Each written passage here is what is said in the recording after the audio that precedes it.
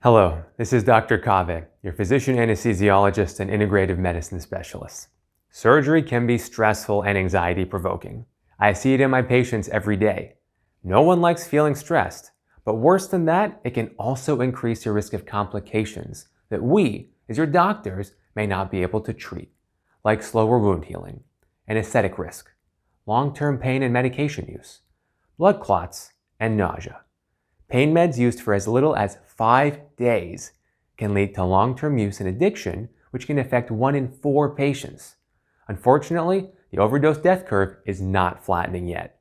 My approach is to prevent pain however possible after surgery to minimize these risks in my patients. And it starts with treating anxiety and stress. So why not just take an anxiety medication like Xanax or Ativan? That can be dangerous. Sure, it can help anxiety in the moment, but it doesn't help reduce your pain or the other complications after surgery. Worse, it can lead to death if mixed with pain medication. How about cannabis? Marijuana use significantly increases anesthesia requirements, over double the dose. These increases in anesthesia carry anesthetic risk, without any evidence of reducing pain, blood clots, nausea, or the other complications.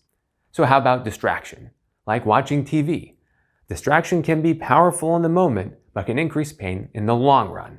That's because distraction is like running away from the pain. You can only run away for so long before getting exhausted, and that's when the pain can bite back. So what do I do for my patients?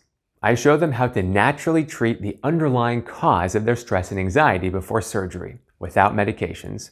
We're not putting a band-aid over the anxiety, we're treating the underlying cause.